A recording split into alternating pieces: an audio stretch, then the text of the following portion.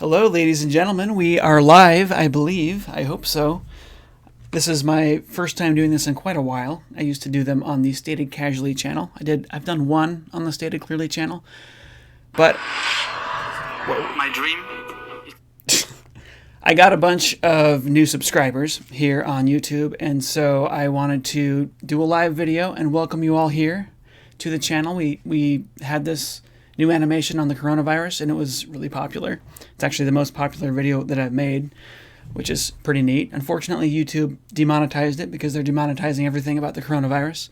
But it's been really neat to see so many people using that and finding it helpful. I am here in Montreal, coming to you from Montreal, and my partner Marilyn is here too, but she doesn't want to be on camera. We are locked away. We are locked up, protecting ourselves from the coronavirus. And she's actually a nurse. She'll be going back to work here soon. We haven't really been hit here yet. We've just been told by government officials to stay indoors. Not indoors, but to stay away from other people. We still go out hiking and stuff like that. And, go to the grocery store as little as possible. Things of that nature. And it appears that a lot of people across the United States and, of course, Europe are in a similar situation. We're all in lockdown. So hopefully, if people like this live video, we can all hang out together once a week. Maybe I'll start doing this once a week here on the Stated Clearly channel. So just before I get started, let me just make sure that is sound coming through? Okay, cool. So it looks like sound's coming through. If you're having trouble hearing or anything like that, let me know. I should be able to switch to my slides here. Hold on. I should be showing you my slides right now. If that's not working, let me know. But before I get to my slides, there's a couple of little notes that I have here, little reminders, things that I've been thinking about lately as we've been kind of locking down and not interacting so much with people on a personal basis, but just online. Just one thing I wanted to point out is that people are a lot nicer in person than they are online. People tend to act poorly on the internet, and don't get discouraged if everybody seems like they're turning evil as we start just interacting with people on the internet. People are just nasty. I've been doing YouTube since 2012, and whenever I do a presentation online, I get a lot of crap from people. Horrible stuff is said. Whenever I do a presentation in real life, everybody seems to love it. So there's just personality differences that people have when they're interacting online versus in real life. So, keep things positive online in your interactions and know that people are probably just behaving bad because they're online, and people do that when they're online. The other thing, I just like to point out that during this crisis, nurses and clerks are kind of like the front lines. So if you know anybody who's a nurse or a clerk at a store, show them your appreciation. It's really a crazy time to be doing either one of those jobs because they're on the front lines. They're like our soldiers right now. With that, I'm going to go ahead and get started on my presentation here. I'm going to go over 4 questions today. So first of all is how to tell a rumor from reality about the virus. We're seeing all kinds of crazy stuff online about it. So I'm just going to talk about in general how to tell rumors from reality. Why does the virus attack our lungs? And then could warm weather kill it? And then finally, will it return every year like the flu? But before I do any of that, I want to talk about why it is that people sometimes listen to me when it comes to stuff about biology and genetics and evolution. And I actually, I got questions from people on Patreon. So I've got a Patreon page, patreon.com/statedclearly, and that funds my animations. I've also got down here on the screen, I've got my Twitter handle, if you want to follow me there. But so for this presentation, I got questions from my Patreon supporters. And Giacomo Nazaro, hopefully I'm pronouncing your name right. He asked, while watching your content, I've always thought you studied chemistry or biology. I recently learned in an interview that actually you were not an expert in these fields when you first started creating videos. What did you study instead of biology? And why did you choose evolution and genetics as a topic for your YouTube channel? So my background, my actual education is in graphic design. That's what I studied in school. And, how to communicate through imagery. But my passion was always biology. When I was a kid, I always did really good in science classes. I was obsessed with science classes. I was in 4-H. I did animal husbandry. When I was in high school and after high school, I volunteered at Shintemini Wildlife Center, which is a wildlife rehabilitation center. We take in sick and injured animals, and I would do presentations at schools for them about wildlife. And I did work at zoos as well. And when I was in college, I always took the higher level biology courses. It was just always fascinating. And then after college, I was trying to figure out what can I do with these skills that I've developed of communicating with images. And I wanted to teach genetics. That's what I wanted to do. So I started making animations. And the first one that I made was What is DNA and How Does It Work? For the Stated Clearly YouTube channel. And that ended up being really popular. And so I've just kind of taken it from there. Because I'm not a researcher, I'm not a biologist, I depend on research that other people do. All of my videos are based on research. And I work with scientists to make sure that everything I'm teaching is accurate. So that's my background here. So for this video that I did on the coronavirus, the origin of the coronavirus, basically I just dove into the literature and created a video based on what it is that we had discovered. So I would say my expertise would be an ability to sort through the scientific literature and simplify it for public understanding. So that's a little bit about me. What I've done here is I've had people ask questions ahead of time so that I could really study and make sure that I know the things that I'm saying during this presentation. So if you were to try and ask me some off-the-topic thing about viruses, I might not know the answer, but I definitely am well-researched in the things I'm going to be talking about today. And I will be showing you the papers that I got the information from that I'm presenting to you. And I also get information from, of course, from like the World Health Organization and CDC and stuff like that. So let's dig in to our questions. Now, actually, before we do that, Marilyn is keeping track of the comments, and if someone does a super chat comment in between questions, I'll respond to those. So go ahead and send those our way if you have questions or if you would like to comment. By the way, I definitely appreciate sending super chats my way, because this last video that I made, I lost a lot of money on because I didn't know I was going to get demonetized. So I spent quite a bit of money on graphics. I outsourced things to other people as well as doing my own graphics. And I ended up losing a little bit of money on this one, but I think it'll make that up in the end with exposure and the amount of views that the entire YouTube channel is getting now. So that's nice. So question number 1, how to tell a rumor from reality. As I mentioned, there's a ton of stuff on Facebook and Twitter that's going around. People are saying that you can cure it by going in the sauna. They're saying you can cure it by rubbing bleach on yourself, spraying bleach on yourself, all kinds of weird things that people are saying. And the first thing you should do to really be able to, not fall for these rumors is to get acquainted with the official sources of information. And so that would be the World Health Organization and the CDC. And I've got a lot of friends who don't like the World Health Organization. I was raised in a very evangelical Republican kind of worldview, and a lot of them don't like this World Health. They don't like world organizations in general, and so I see a lot of things that they're posting online where they're hating on the World Health Organization and so on. But The World Health Organization was just organized. It was built because there's a bunch of diseases that we have to worry about globally. That this isn't.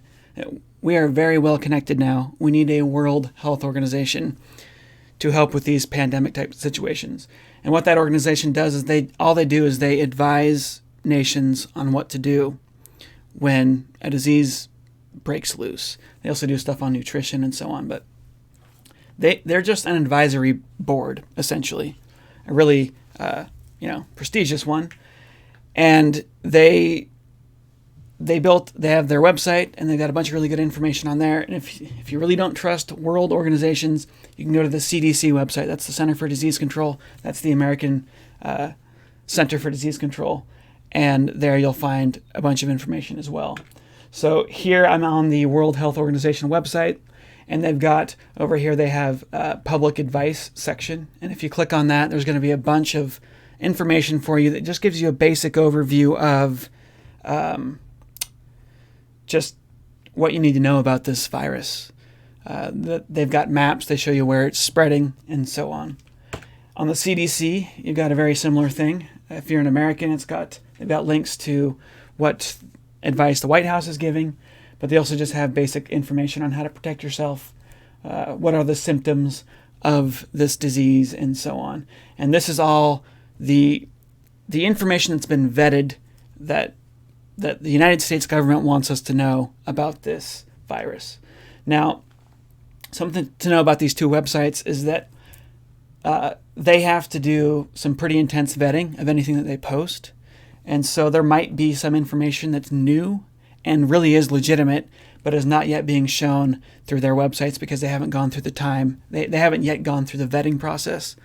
So it's actually possible that you'll get better information from a source other than them, or more up-to-date information from a source other than them. But they have been doing a really good job, both the CDC and the World Health Organization, of really quickly getting this information and distributing it to the public. So this really is, the CDC and WHO really are the best places. And I recommend everybody spend like 20 minutes on each of these sites getting acquainted with just the basic information. And that will help you fact check things, crazy things that you see on social media. Johns Hopkins University also has a really cool map, and it's interactive here. I've just got a screenshot of it. But you can zoom in and you can see where all the different cases are. You can see, they've got the total confirmed cases. They've got the total deaths. They've got the total people who have recovered. This is a really cool interactive map. It's fun to play on. You can see what's going on in your neighborhood. Well, not your neighborhood, but at least your region of the world. In the U.S., it goes by state and so on. So that's a really cool resource. So the first thing to do is, if you hear something new, does it jive with what the CDC and the World Health Organization are saying or not? That's kind of your first clue as to whether or not it might be fake. It might be baloney. But another way to tell if something is BS is to just ask, is this bit of information that I've learned, is it something that could spread virally? Not virally in the actual virus sense, but in the social media sense. Is this something that just would spread virally faster than legitimate information? And there's a couple things that you can ask about it to get that information. Does what you just heard make you feel extreme fear, extreme anger, or extreme relief? We know that these really high emotional comments, they spread super fast. They spread faster than true things. So ask yourself, is this causing me to extreme fear, anger, or a sense of relief? And if it is, you should be a little bit cautious of it because, the virus is scary in general. And there are some things that we're learning that are relieving, but in general, if there's something extremely that causes extreme emotions, it might be fake. Are people claiming that they have insider information? That's another thing that's very common with conspiracy theories and with just people trying to sell you crap. They say they have insider information, stuff you can't get from the official sources, and they're usually lying to you. And then does the claim Does it claim to be the truth? A lot of times I've noticed that when people say that they have the truth about something, they're actually trying to sell you something, or they're just completely full of crap. And is it in conflict with the info from the CDC or the World Health Organization? If any of these things are true about the rumor that you've heard, it might just be garbage. So that means you need to check the source.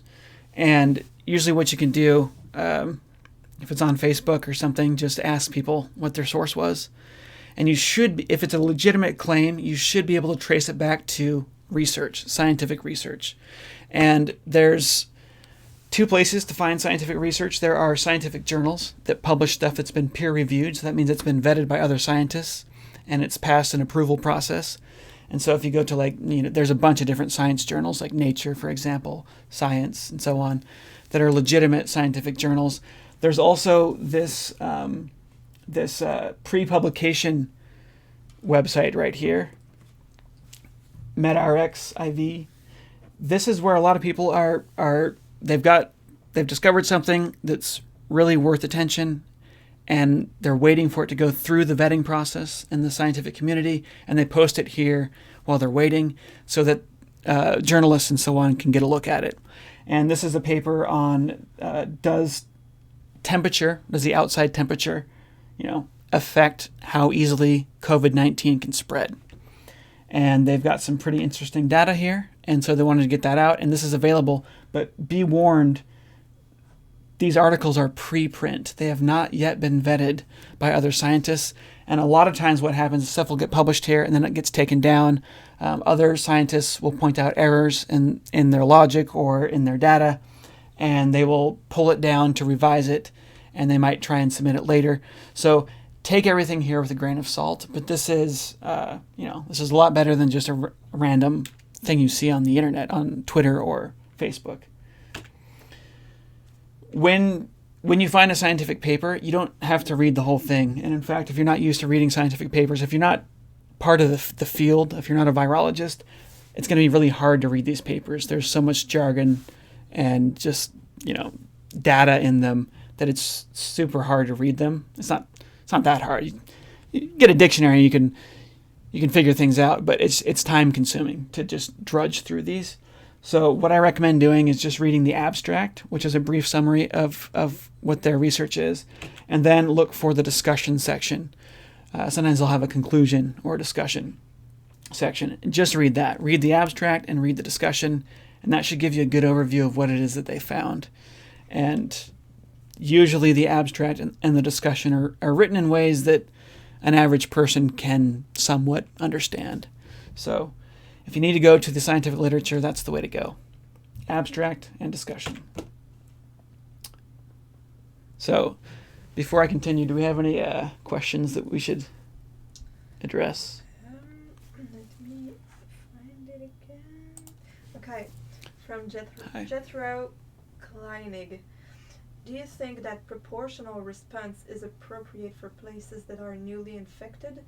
Or should we be learning from places like Italy, where a lockdown should have possibly happened sooner? That's a good question. So basically, you're asking if we should lock down ahead of time or wait till there starts to be a disaster and then lock down. Honestly, if you're susceptible to dying from this, and people who are older, people with heart disease, people with lung issues, people who are heavy smokers are all, and people with obesity are all more susceptible to dying from this than the rest of the population. If you fit any of those descriptions, so if you're over 70 or you have any of these underlying health conditions, I would recommend going ahead and socially distancing yourself before your local government tells you to. Governments have responded too slow, and I understand why. It's just, this is unprecedented. We haven't had anything like this since, what was it, 1918, the Spanish flu. Very few of us were alive to remember that. So the government response has been too slow. But if you are healthy, social distancing before you're told to by your government. I mean, no, if other people aren't doing it, I don't know. It can be helpful, but I would say follow the instruction of your local government on what to do on this, unless you are susceptible to dying from this disease, in which case I would go ahead and start distancing yourself early.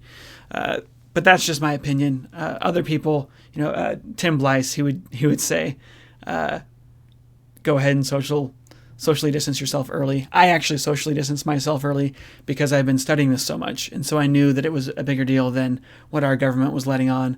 But it was easy for me to do that because I work from home anyways. So, just weigh this against, your risks and benefits, and definitely pay attention to what officials in your local area are saying. I mean, there are some places of the world that are so remote that this is not going to ever hit. And some places in the world, just play it by ear, figure out what's going on. That map that I showed you, the Johns Hopkins map, is a good thing to be watching if you're worried about it coming near you and the coronavirus is not near your area yet. So, all those things are things to consider. Any other questions? All right, cool. Well, thank you for that question. Let's go back to... So, why does this virus attack the lungs?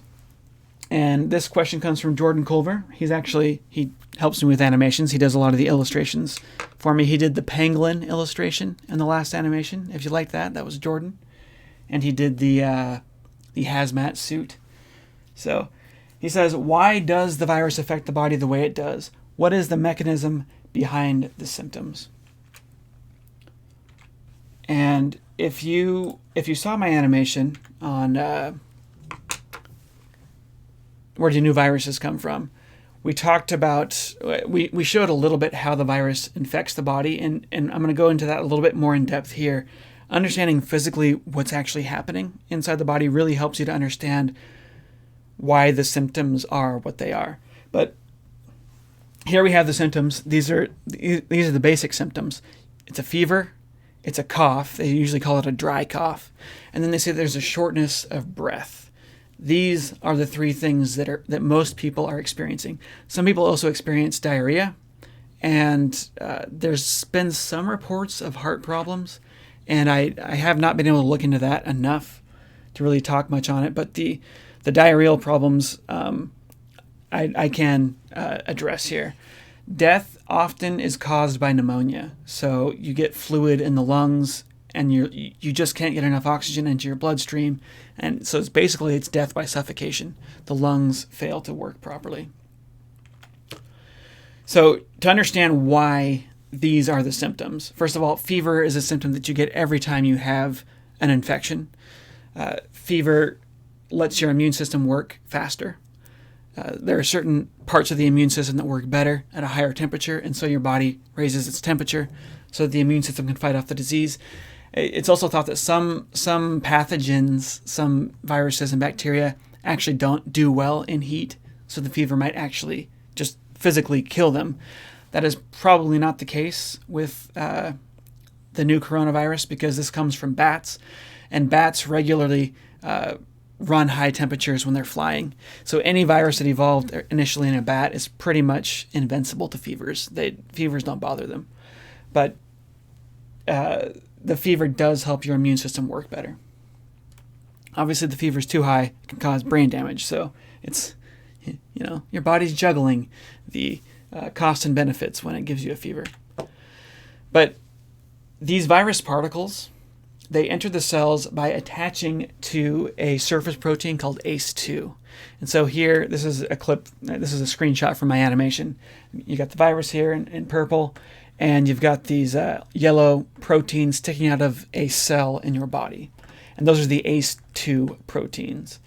And, my cartoon version of the ACE2 proteins. These proteins line the respiratory tract. And they line the intestines, and they line they're found in the circulatory system, so inside blood vessels and in the heart.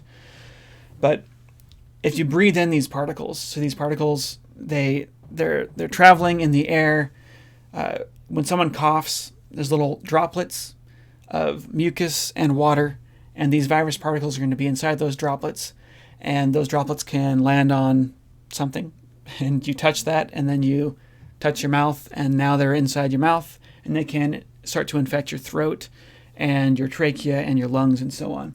The other way you can get it is if you just breathe in these aerosols that people are coughing out. If you breathe those in, bam, it's in your system. It can have access to your cells, and if it does find access to your cells, it can attach to your cells with these little proteins that stick out of the virus.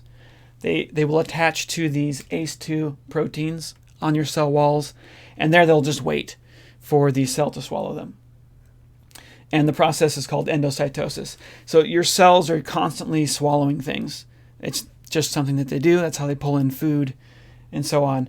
And by attaching to your cells, the virus can be swallowed. It can gain entry. And once it's inside, it will start to reproduce. So we have the endocytosis happening here. And now the virus is inside the cell. It'll actually break out of this compartment that it's in. It'll insert its genes into the cytoplasm, and it will start to reproduce. And then it will actually do a very similar thing to get back out. It will come to the surface. It will get spit out in a very similar way that it came in, and then it will spread when you breathe out, when you cough out. And it'll spread to other cells inside your own body. It'll spread to other people when you cough. So that's how this disease physically spreads. This here is a more scientifically accurate drawing of the coronavirus. These are the proteins sticking out of it on the outside. You've got the DNA on the, actually it's RNA on the inside, the genome on the inside, which is wrapped up in proteins. There's a membrane around it, and these proteins that are sticking out of the membrane. And this art is by David Goodsell. He's an amazing artist, and the neat thing about him is all of his work. I mean, just look at his stuff. It's crazy. This is a different virus. This virus has attached to a cell wall. It's attached to its cell surface proteins. Different viruses use different cell surface proteins to get into cells. But his work is really cool because, I mean, it looks psychedelic. It's like an acid trip or something. But this is all extremely accurate. He is a biochemist. And these are all accurate representations of the shapes of the real proteins. This one here, this is a blood cell. So on the red part, what we're seeing there is hemoglobin. And we're seeing the cell surface, all of its cell proteins. And then out, we're seeing the rest of the blood, the molecules that are in the blood, aside from the blood cells. Really cool illustrations that he does. This is a synapse in between two nerve cells. So they actually spit things out at each other. Yeah, his stuff is so good. Such good art. And like I said, this is probably the most accurate bio art you'll see is David Goodsell's stuff. It's really cool. Something to point out, in one of these. In the coronavirus here, you see these green long molecules here. Those are mucus molecules. Your mucus, if you zoom in close enough, it's just big, long, string-like molecules. Super interesting. And that mucus really helps protect you from infection. It's one of the things that helps protect you from infection. I believe this is HIV that he's showing here. So anyway, check out his work. His work's great. So hopefully that makes sense. The reason that we get these... we get a fever, it's because we have an infection. The reason that we get a cough is because these cells of your throat and lungs are getting infected. These cells are reproducing the viruses, and these cells are dying. They reproduce. They build viruses. They build viruses, and then they die. It's such a stressful process for them that they start to die. You start to have, problems in your lungs and in your throat, and so on. And the shortness of breath is the result of pneumonia. Pneumonia is when your lungs start to fill with fluid, and that fluid comes from the immune system. The immune system is trying to attack the virus, and fluids leak into the lungs. Another reason for the shortness of breath is you just have cells in the lungs that are dying and that can no longer participate in lung functions. So it's this combination of fluid coming in from the immune system and cells dying that combines to give you the shortness of breath. And if it gets bad enough, you can actually die from that. So that is why we have the symptoms that we have. People are researching now to see if it can actually directly infect the heart and so on. I have not looked into that research well enough, but right now it seems like, by far, people are being attacked in the lungs from this virus. That's how it spreads. That's the first thing that gets infected. The throat's the first thing that gets infected, and it trickles down to the lungs. So we're going to go on to question number 3, unless there are some comments there. Well, there is a very interesting conversation happening right now concerning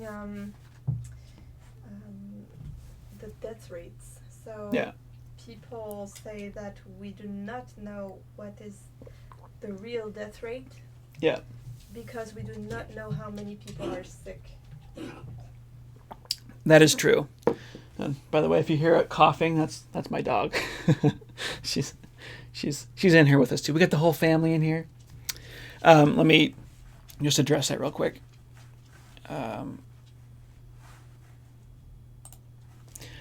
So people are asking about the death rate. So right now, I think the death rate's estimated at somewhere between 1% and 3% is the death rate estimation. But of course, a lot of people get infected and they don't show symptoms. People that are young, really young, are not showing symptoms at all. They'll get infected. They can even test positive.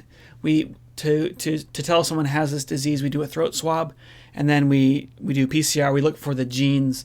Do they have virus genes in their throat? And if they do, they're infected. But a lot of kids have been infected and they don't show symptoms at all.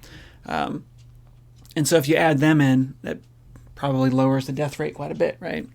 So yeah, we don't know what the death rate will be in the end, but right now the estimate is between 1% and 3%.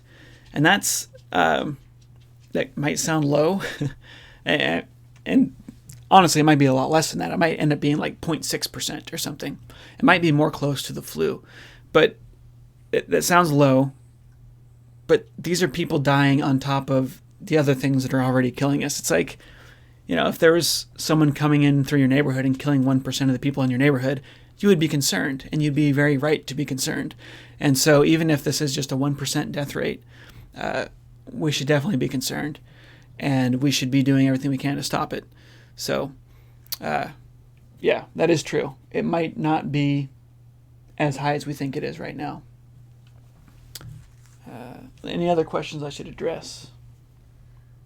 How long does one remain immune after they recover? We will talk about that. There's some unknowns there, but by studying other coronaviruses, there's actually lots of coronaviruses that humans already have. There's 4 that are circulating through the population constantly. And there is some information, not on how long individuals are immune to that I was able to find, but on how long a population is immune to one of those viruses once they get attacked. So we will go over that. Obviously, we don't know in this new one, because this new one's brand new, so we don't know. But it probably acts like other coronaviruses act, and we do know how it mutates and how it evolves, and knowing those things, we can get a fairly good idea as to how long people will be immune. So, all right. So Scott Walter asks, he's one of the Patreon supporters, there are claims that the virus does not survive temperatures above 78 degrees Fahrenheit when exposed. If so, how can it survive at 98.6 Fahrenheit in our bodies? So there is this rumor going around that the virus dies in warm weather. And that's partially, well, that is technically false. The virus doesn't just die when it gets warm. However, there is some promising research showing that it might not be able to spread as quickly when it's warm. So we're going to take a look at that. But before we do that, I want to point out that this claim is so common now that the World Health Organization actually put together a slide on it. They put it in their Mythbusters section on their website. COVID-19 virus can be transmitted in areas with hot and humid climates. From the evidence so far, the COVID-19 virus can be transmitted in all areas, including areas with hot and humid weather, regardless of climate. Adopt protective measures if you live in or travel in an area reporting COVID-19. The best way to protect yourself against COVID-19 is by frequently cleaning your hands. By doing this, you eliminate viruses that may be on your hands and avoid infection that could occur by touching your eyes, mouth, and nose. So they're saying, don't buy into this rumor. The virus does spread in tropical climates. I've got a friend of mine, Nancy Miarelli. She's down in Ecuador right now, and she's in lockdown. They've actually shut the borders to Ecuador because the virus is spreading there. And Ecuador, of course, is on the equator. It's pretty warm there on the equator. Of course, in Quito, their main city, it's actually fairly cold because of altitude, but it is spreading there. And actually, if we look at, there's a map for this. Hold on, let me pull out of my slides here. If we look at the map, we see that, the virus is spreading around the equator just fine. We are getting less reporting in Africa around the equator, but I think that's because they're not doing testing there as frequently as in Europe. They're probably getting it pretty bad, because if you look at places around the equator elsewhere, it's spreading like crazy. So warm temperature does not stop the virus, certainly doesn't stop it. But as we're about to see, it might be helpful. So let's see.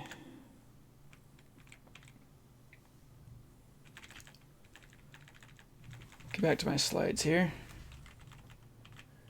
So this paper that I showed you earlier is actually about this. What they've done is they've just run some math on the data that's available to us now. So they've been able to figure out how fast the virus spreads in cold climates versus warm climates. And they are finding that it does better in cold climates. It spreads faster. It's spreading everywhere, but it spreads faster in cold climates. And this has not been peer-reviewed yet, so take this all with a grain of salt, but they have found this. They talk about it in their discussion section here as well. And there's good reason to think that this is legitimate, because if you go and you look at just the seasonal flu works very similarly to this new virus in that it infects the respiratory tract, and it spreads better in cold weather than in warm weather. And our understanding of this, of why, is actually very recent. This is from 2010. This is work from Oregon State University, which is Corvallis, where I used to live. So that's pretty cool. But this work was done, they found a really strong correlation, not between temperature, but between humidity and virus spread. Turns out that cold air cannot hold moisture very well. And so when it's cold outside, it tends to be drier inside, and viruses spread faster. And the reason we think this is, there's two reasons. First of all, these droplets that form when you cough that have viruses in them, they're pretty heavy. Most of them are fairly large. If you sneeze, they can be a lot finer. They can be a lot smaller. And the smaller they are, the longer they stay in the air. And that means the better this is going to be at transmitting, because those viruses can travel further before they fall down and hit the ground. When you're in an environment that's humid, they stay in the air longer. They end up floating longer. When you're in a really dry environment, for some reason, they stay heavier and they sink, and they just don't spread nearly as far. The other thing that's happening here is that the cold and dry air will actually dry out your throat, and it makes it so that you have breaks in the lining of mucus that's coating your throat, and that can give virus particles access to your cells. and they need that access to your cells to infect you. So it's kind of like a double whammy. The cold air, it allows particles to spread further, and it allows them to get inside of your skin faster, inside of your mucous membranes faster. So we do think that once it warms up, we might have things might slow down a bit, but we don't know. We don't know for sure. So the data right now on this new virus suggests that maybe when things warm up, it'll be easier for us to get a handle on this virus, but it might not. As mentioned before, it is definitely spreading in warm climates. Not as fast, supposedly, but it is spreading. So protect yourself no matter where you live. Do we have any more questions before we move to the last question?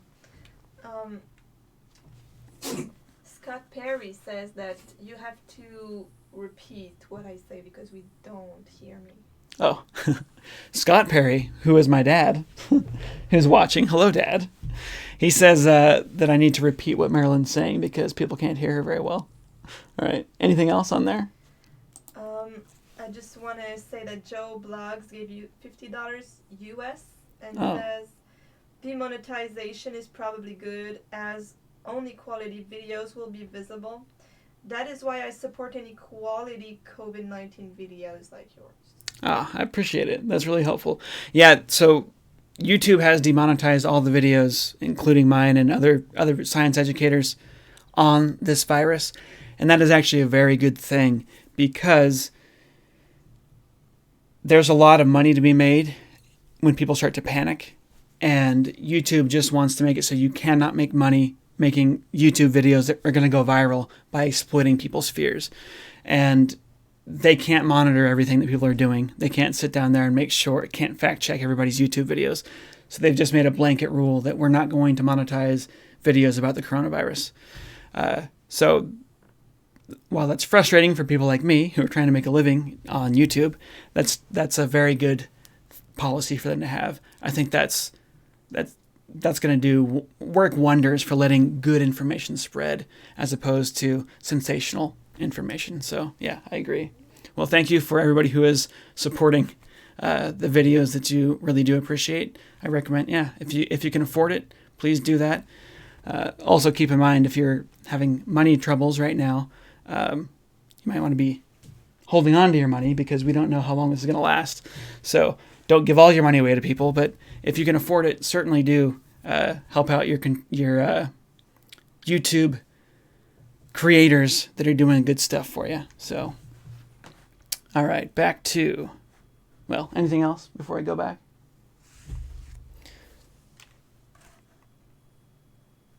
All right. Our last question. Will this return every year like the flu? And here we're going to talk about, can you get reinfected,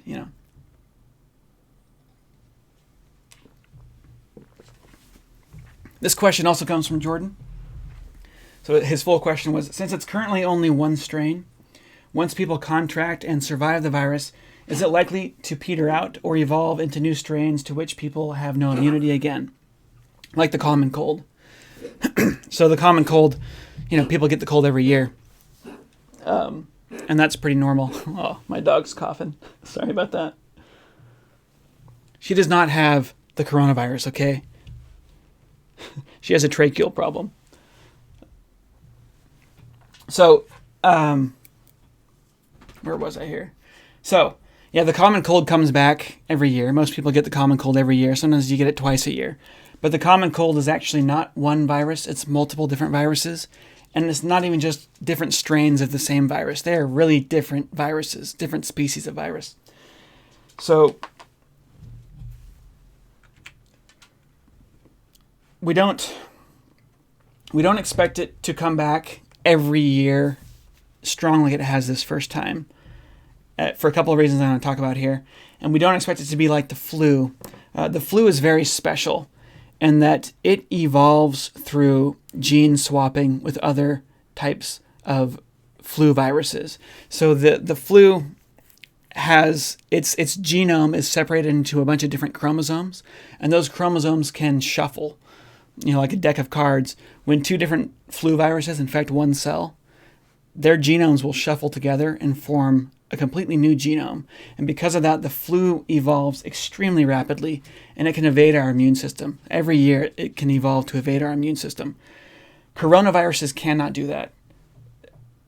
They cannot do that easily, but they can evolve to evade our immune system. Most likely, one of two things will happen with this new virus. Either it's going to go extinct, or it's going to reach low-level establishment, meaning it's going to be here with us for who knows how long, indefinitely. But it's not going to be this crazy pandemic next year, hopefully. Those are the two most likely scenarios, and because this is how other coronaviruses work. When we get infected with other coronaviruses, they either go extinct pretty quickly, or they become these low-level things that we just deal with. They become another virus that causes the common cold. And what's going to happen is that herd immunity can be reached through infections or through vaccinations. We might come up with a vaccine that can make us all immune to this, or we might just become immune to it because we all get infected by it. And I guess England is kind of taking this herd immunity route. They're letting people get sick. They're not trying to shut down everything, is what I've been told. I don't know if they've changed their mind on this, but they were trying to just really protect the elderly and people that are very susceptible to dying from this disease, and letting other people get it, and hopefully they get better, That's kind of their strategy, and it's questionable that's a good idea, but technically it could work, because once herd immunity is high enough, the virus won't be able to spread very easily from person to person, because so many people will be immune. Now, there have been some reports of people getting sick twice from the coronavirus. Those do not seem to be very legitimate. So, I mean, I'm not doubting that it's happening, what's happened is people get sick, they test positive, then they get better, they test negative, then they start to feel sick again, and they test positive again. And a lot of people are saying online, oh, they're getting infected again, they're getting infected a second time. I do not think that's what's happening. Most biologists don't think that's what's happening. What seems to be happening is that they get the disease, their immune system starts to fight it off, then for whatever reason, these individuals, their immune system starts failing.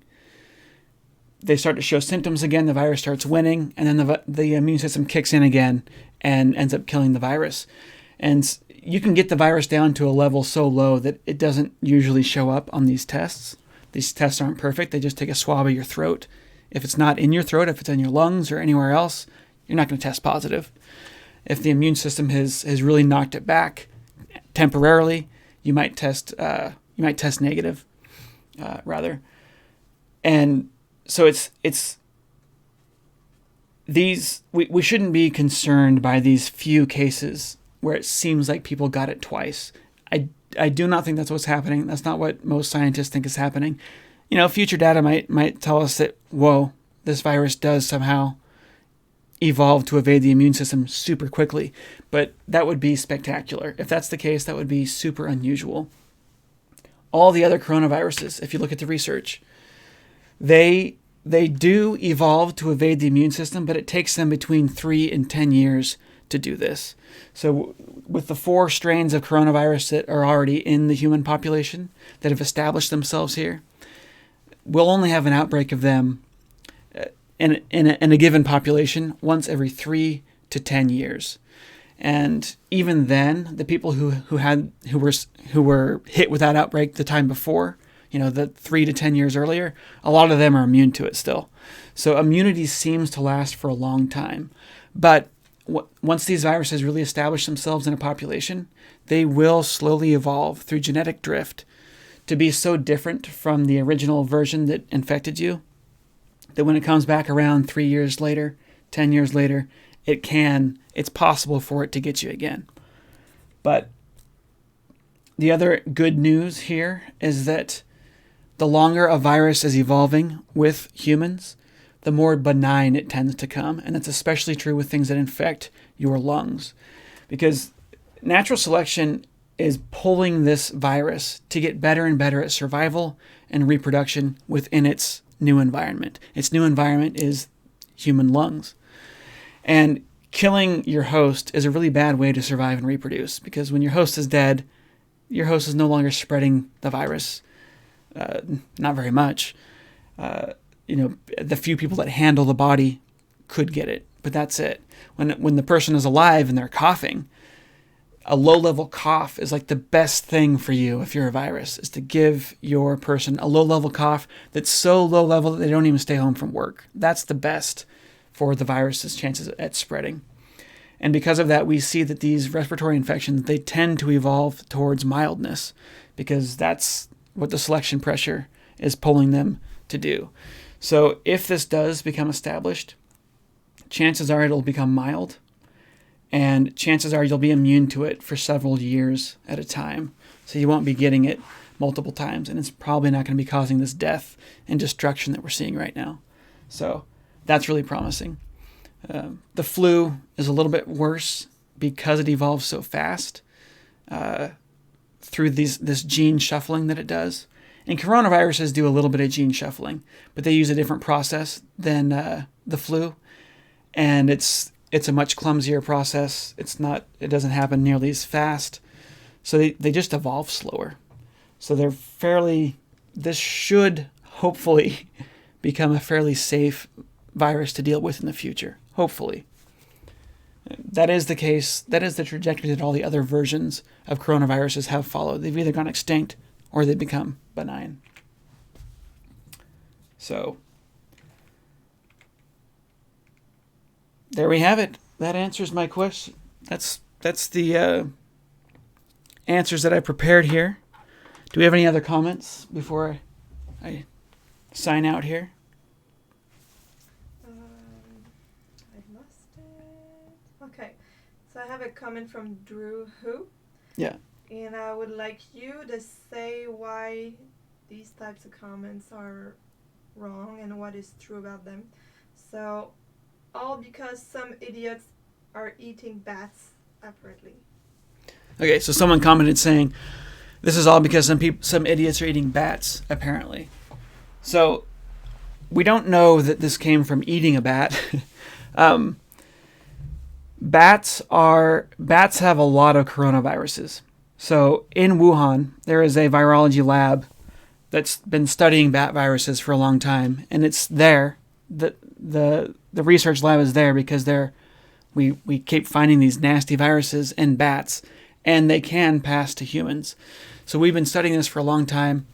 The last two big viruses, coronaviruses, the SARS virus and the MERS virus, they both came from bats, but indirectly. We think they came indirectly from bats. So we think that they went from bats to civet cats in the case of SARS, and people were eating civet cats. And so people who were raising civet cats and hunting them and trading them, they were getting sick from SARS.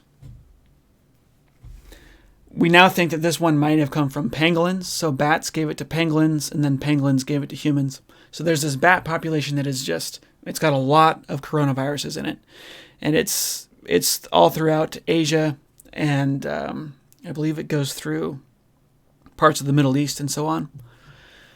And that is the reason that we think this is happening, is it's jumping through the meat market to humans, but not directly through bats. If we were to eat less wild animals, that would be a good thing. That would stop this from happening. And actually, if we were to eat less meat in general, that would be a good thing for viruses, because pretty much every virus that has attacked our species came from something we were eating, some animal that we were eating. Viruses that exist in plants are so different from us that they usually can't make the jump to humans. And in fact, there's no record that I know of a plant virus jumping into humans. But the last big pandemic came from pigs. It was the swine flu in 2009 that killed hundreds of thousands of people. So that was a huge deal, and that came from the meat industry in North America. It was actually a a factory farm style plant in Mexico that we think got us that disease. So, us Americans, and we're eating things that are causing pandemics as well. And then the Spanish flu, the one that killed everybody in 1918, that one we think is linked back to chickens, so the poultry industry. So we really need to find a better way to either control for diseases in these industries or, get away from the high meat consumption that we're currently doing to stop these outbreaks from happening in the future. That is really a big reason that these things keep happening. And then there is a little bit of a possibility that this new virus was a laboratory leak. So there's that lab in Wuhan that's studying viruses, and it's possible that there was a lab leak there. But that's seeming less and less likely as time goes on. The viruses that we're finding this virus is very, very similar to one we find in bats and one we find in pangolins. And that's most likely the source of this. So, anything else? Okay. Someone says, but if we all infect ourselves, the world will become immune to corona. Only 1% of the world will die, the elderly and the weak. Yeah, so someone's suggesting that we just give it to everybody and let 1% of the population die. Well,